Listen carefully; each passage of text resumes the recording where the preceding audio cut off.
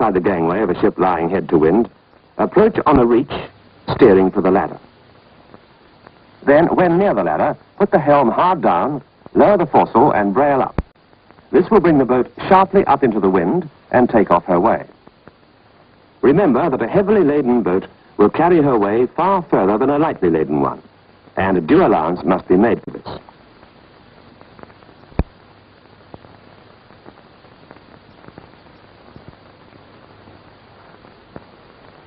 When going alongside a jetty, beam onto the wind, furl the mainsail about a boat's length off the jetty and stream a drogue or a bucket astern of you to take the way off the boat. Then allow the boat to drift alongside on the foresail and mizzen. The coxswain would have been wiser in this instance to have allowed more drift. When going alongside a jetty before the wind, furl your sails well to seaward and stream a drogue or a bucket to take the way off the boat as it goes alongside. A captain is passing with pennant fly. Remember that he is not only saluted by the ship, but also by any of her boats lying alongside her.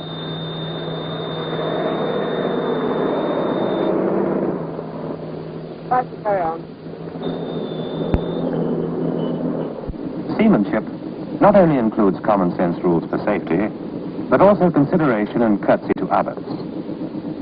It is unwise to pass close ahead or astern of a ship at anchor, because you cannot see any approaching boat or obstruction in time to take avoiding action, and you may also foul the ship's cables.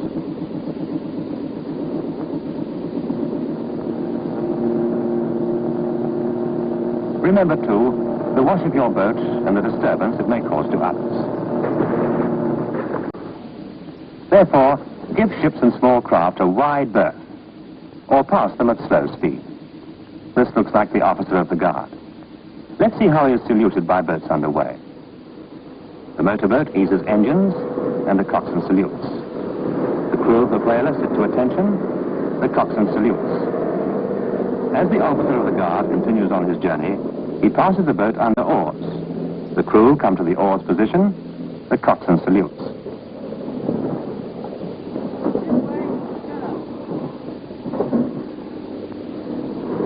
The boat under sail, let's fly her sheets. The coxswain salutes.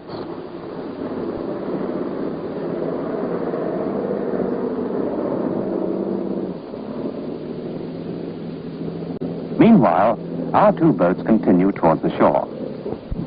If you are being towed, you are indeed passengers. But don't let that lull you into feeling that you are on a banyan party. And try to look like one. You can never be sure what will happen next. The coxswain should also keep a good lookout for any signals from his parent ship. On the outward journey, the stroke oar should be detailed for this. You must know the buoyage system and the rule of the road. Both are fully described in the seamanship manual.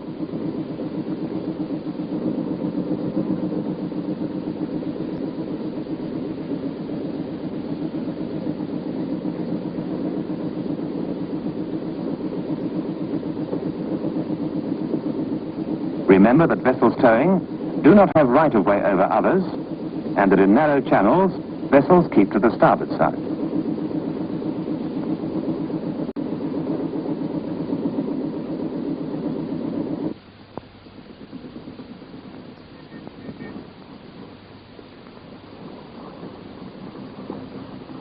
When near the landing place, the motorboat slips the whaler, which hauls in her painter and steers alongside the jetty.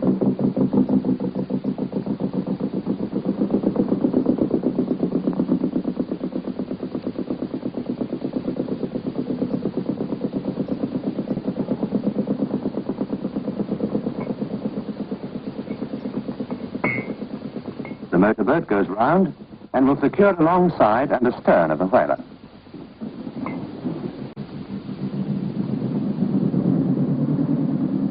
While inshore, remember that you still carry the credit of your ship.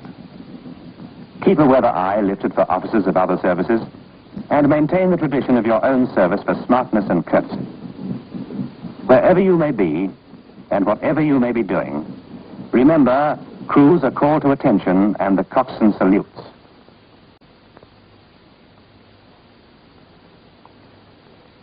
The same care must be exercised in the stowage of passengers as in the stowage of stores. The weight must be distributed evenly and top weight avoided at all costs.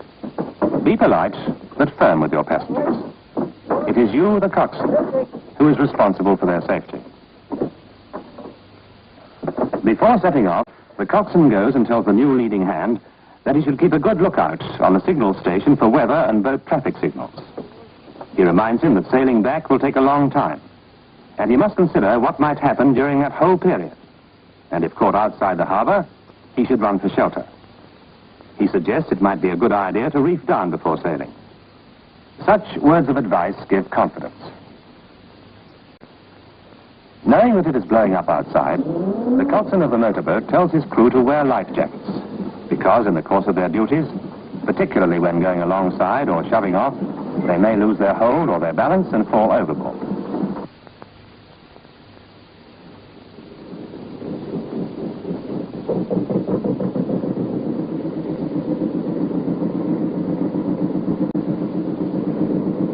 The wind puts a great strain on a sailing boat, and no detail of rigging can afford to be overlooked. It may be quite calm well in the shelter of a harbor, but a very different story outside.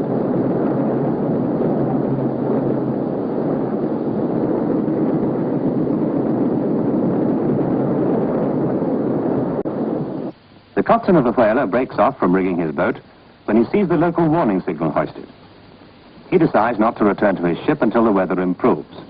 So he goes to inform the main signal office so that his ship may be told of his movements.